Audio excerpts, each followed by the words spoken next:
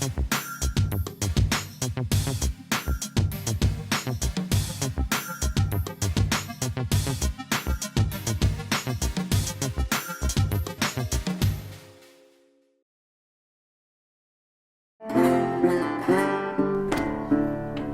really tired of you. You'd save yourself a lot of trouble if you just told me what happened. Nothing to tell. Look, I know you were there. I know that you did it.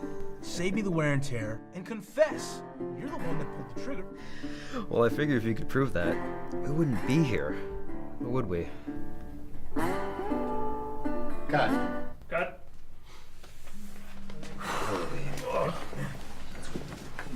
Hey, hold on. Hello, I'm Charles Gross. Welcome to Picture Up, a series of student films from Austin Community College's Radio Television Film Department. Right here at ACC-RTF, we are cultivating the media storytellers and technicians of the future. Whether it's a transfer degree, a workforce training certificate, or a degree, students are mentored by instructors with active experience in state-of-the-art production studios and labs. In this episode, we'll be screening films from the 2016-2017 school year. Texas is known for its legends, from Davy Crockett to Troy Aikman. Our first films tonight explore two local legends. Unknown explores the decades-old mystery of a slain girl and the town that adopted her as one of their own. Fredericksburg native Greg Bakey shot the film on location. Our second film tells the legend of Sam Bass, Outlaw Cowboy, a little-known figure from the Old West, whose sad fate you'll soon see.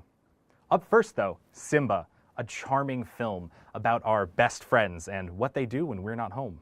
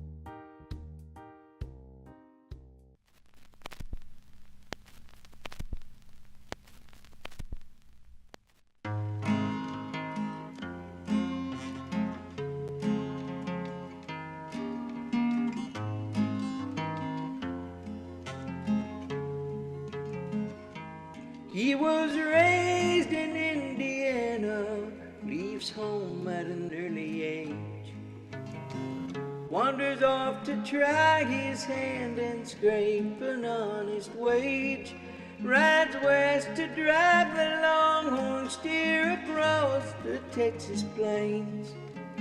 That's when young Sam and his buddies take to robbing trains. Sam Bass never shot a man till the day he died. Sam Bass lingered with a bullet in his side. He was laid to rest in the shade of an oak, and the last words that he spoke, "This world is trouble, trouble wherever you go."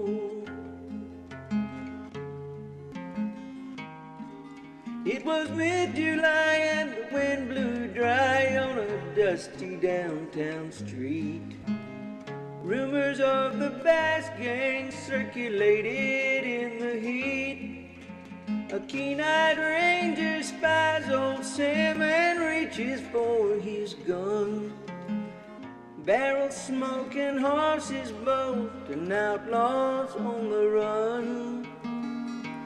Sam Bass never shot a man till the day he died. Sam Bass lingered with a bullet in his side.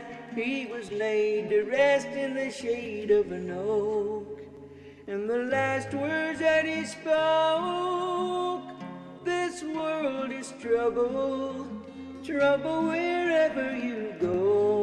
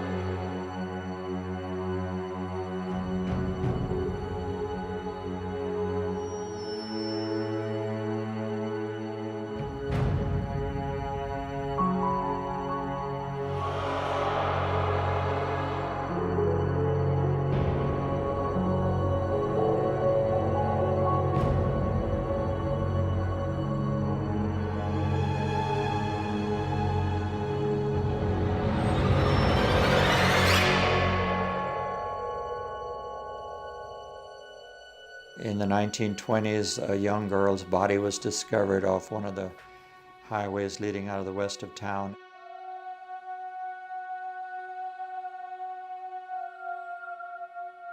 And of course, we immediately assumed it might be one of our local children. And when, of course, you already had phones and everything in the 20s, so when the alarm went out among the people and it was determined after a few days that it was not one of our children, then of course that was equally sad because it was someone's child. You didn't have any national resources at that time as far as you would have a computer today, a computer base, an alert, national database, all of that. You didn't have DNA testing, you didn't have any of those things you'd have now, so they just had to put a general alarm out to the police stations they could in certain parts of the country, and she was never matched to anybody that that they had a record of. When you have something like that happen, you have all sorts of people looking crossways at anybody, but I don't think there were ever any strong suspects.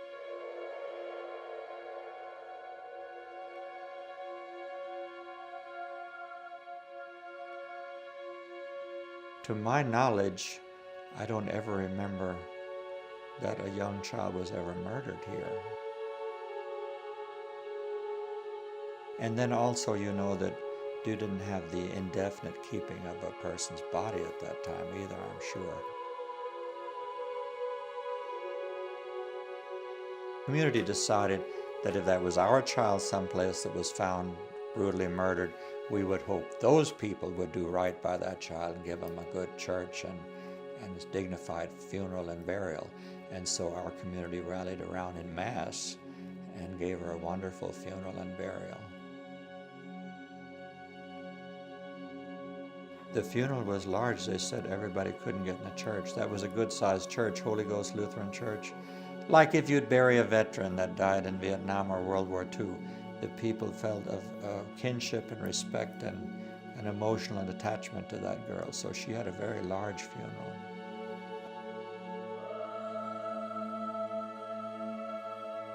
Most people were rural at that time. It was a small town, absolutely.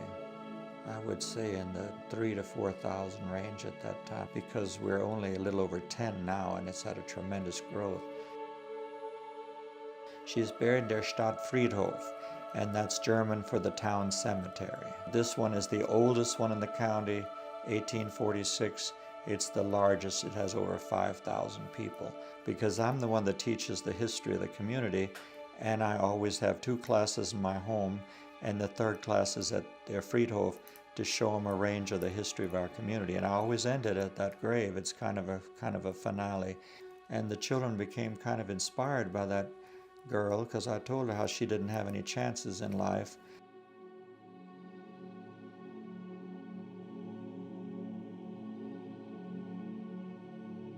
Had a terrible, brutal end, and then didn't have a life like I expected them to have. So for years, either my ex-students or a few other people in the community actually always kept flowers on her grave. You know, a cemetery has all the parts of history. You can read it like a book if you know something about the book.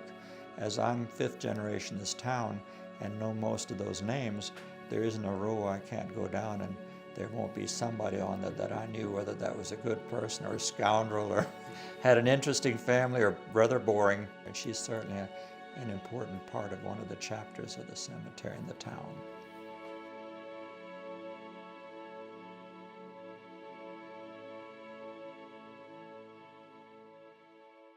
So you would say that you've kept the story alive. You've helped. Well, I've helped. I wouldn't assume to have done anything by myself, but I've certainly been a part of it, keeping it alive.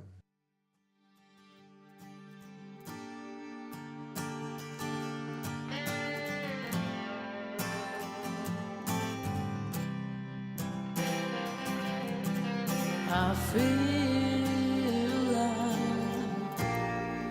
you don't know me very well.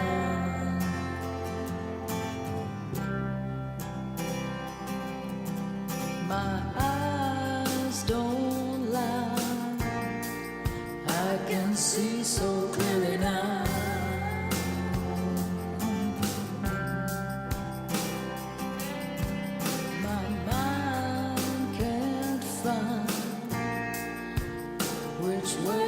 Gonna leave me.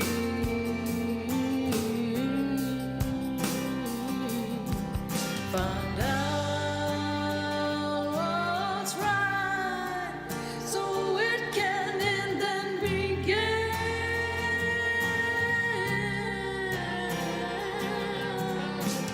Don't leave me.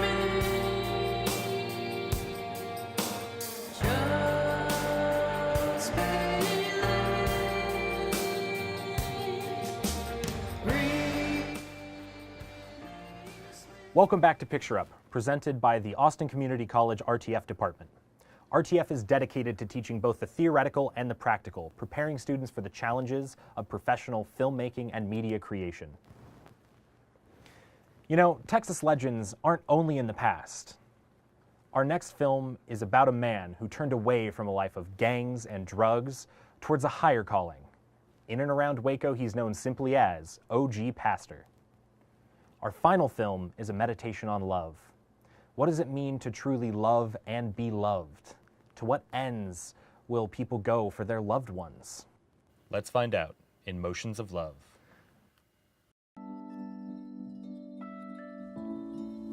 Hello everybody, my name is Pastor G from Life Church Waco.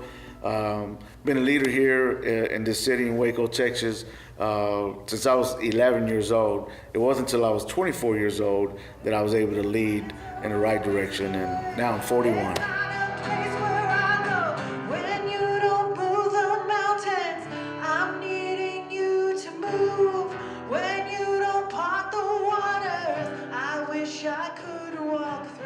The way we got our Life Church going on, Life Church Waco, was I went to a church in the north part of Waco that had a heart to reach out to the south part of Waco where I'm from, and we just came together, joined forces, and been doing it ever since. Church, he said they throw like me, so I took them up on his altar so my eyes could see the congregation was the realest thing. So you don't get the support to do good that you get for doing bad. You got a lot of cheerleaders, a lot of people that support you to do bad, but you don't get that much to do good. And so it was really hard, because even that make you feel like an outcast. There's not too many people that are kind of like where I come from. He's talking about you like he was talking to me. Tattoos on my body and some fresh gold teeth. I met my boy Pastor G on the side of the street. Criminal background, yeah, he just like me. A lot of times I do feel like I don't fit in. They don't make me feel that way. It's just my experience, my background, kind of how I look, all that stuff. I never seen so many people that look just like me. I get involved with guns and drugs was just at an early age, seeing that in my environment, everybody around me, family members, and just engaging in that kind of crime. And so I naturally fell into it and had a desire at a young age to do those things. So the charges I was charged with was machine gun possession, and I had a small charge on drugs. And so I ended up doing 24 months in federal prison at Bastrop. I've always been a person of influence, and so I influenced a lot of people around me and my family and things like that. And so for me to get out, because I was kind of like a leader in the community, I had people wanting me, waiting for me to do wrong.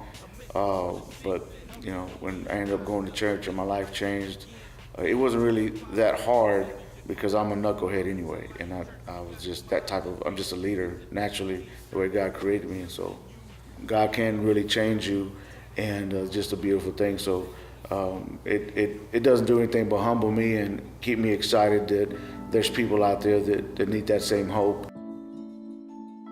And so just like if you're out there doing bad by yourself, because you can't do it by yourself, but it's better to do it with other people, you know what I mean? A team, because you're more successful at being bad or doing bad. Well, the same thing happens when you're doing good. You're going to be successful when you're surrounded by people that are doing good, because you inspire each other and you sharpen each other up. And so in that sense, it wasn't as hard because I was busy still doing life. So it's just a different world, but it's a beautiful world to live in, man. And it builds people up, not tear people down. You know what I'm saying? And that's the joy of living a life that makes a difference, for real. Like, it's bad to the bone. I love it, man. Basically just having a piece of heaven down here on earth. And for me, this is a piece of heaven. Even though you by my side, I still struggle. Trying to deal with the things that I juggle. Trying to hold on to the good, but I fumble. Trying to make it out these woods, it's a jungle. Praying out to you when things start to crumble.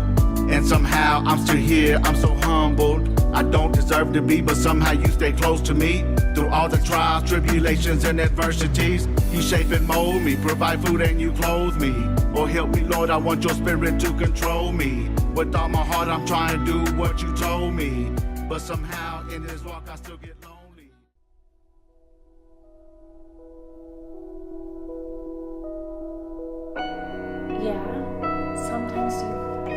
I'm not free.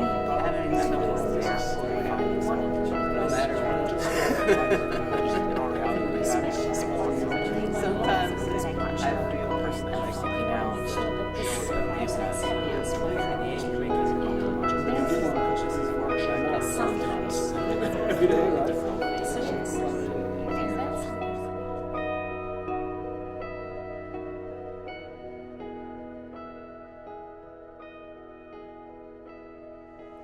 the best part about being in love, you have someone there who loves you unconditionally.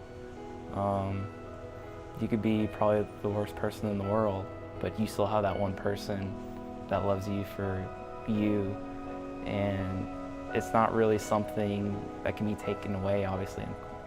Even if they die, you still love them. Having somebody that you start to completely confide in, that share 24 hours of your day. Probably for right now, it's just having like somebody that I can count on, that is a friend that I can hang out with every day and go do something fun with, and we are on the same page with things most of the time. To belong to somebody, that it's part of this person belongs to me and it's mine, and to have this person forever, or hope to have it forever. having someone there for you, no matter what. Sometimes I feel like it would be easier to not love someone. I've lost people, that you love, and of course it would be easier not to feel that loss.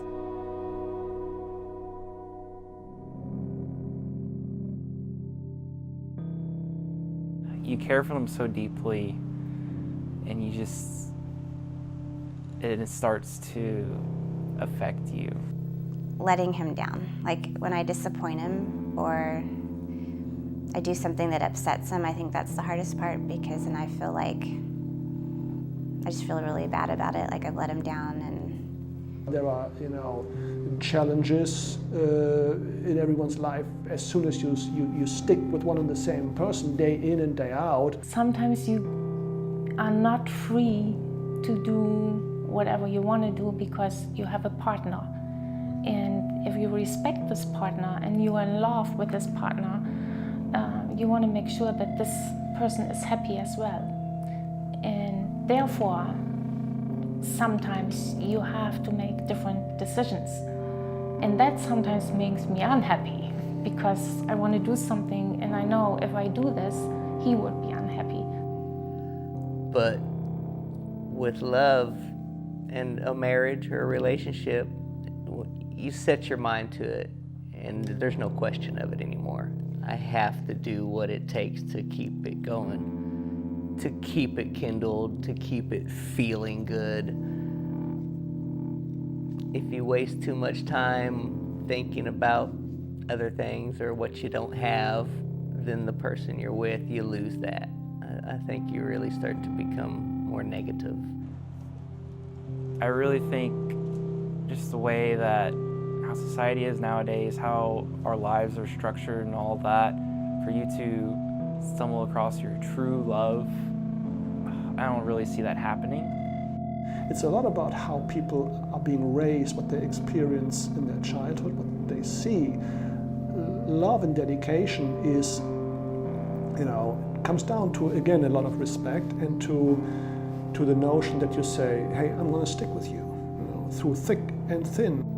now that I'm older now and I have friends that have been married for a long time too, and I watch their relationships and I see the ones that haven't lasted, that are really struggling, are the ones that's kind of stopped. They give up and they're not working. I think I'll have to be working on it for the rest of my life. In order to keep love for a long time, I think what you need is a lot of tolerance, a lot of respect for each other, lots of it, patience.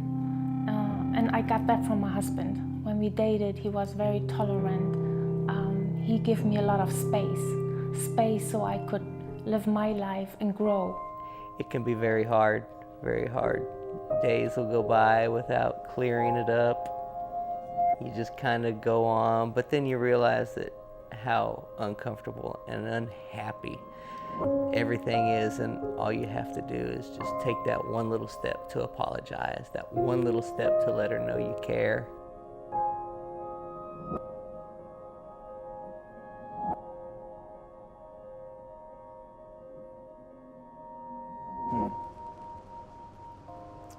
Well, I think there's different kinds of love, different, I guess, levels and intensity of love. Love grows with the family as well. I mean, sure, you love your partner, but there's an additional love, you know, for your child, for your children. You know, once you start having children, it just becomes an extended kind of family love. Love means not losing yourself in someone, but finding someone that helps you to become a better person. Love means that I'm very, very connected with another person, with my husband or with my daughter or with my family and my friends.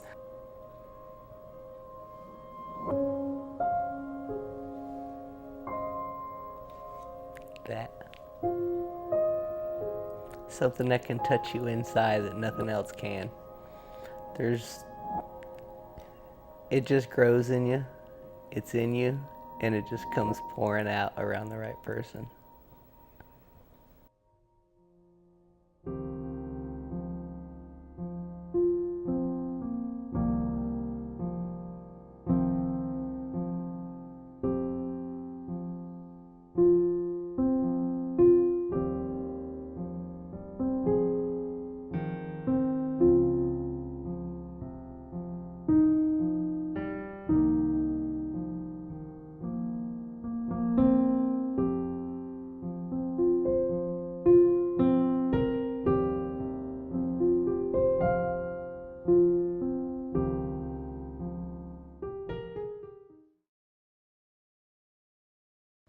Thank you very much for joining us for the second episode of ACC RTF's ongoing series.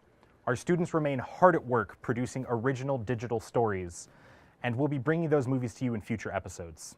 Until then, please visit us on the web, where you can learn more about the RTF program, see more of our students' work, as well as apply to Austin Community College. I'm your host, Charles Gross. This has been Picture Up. Good night.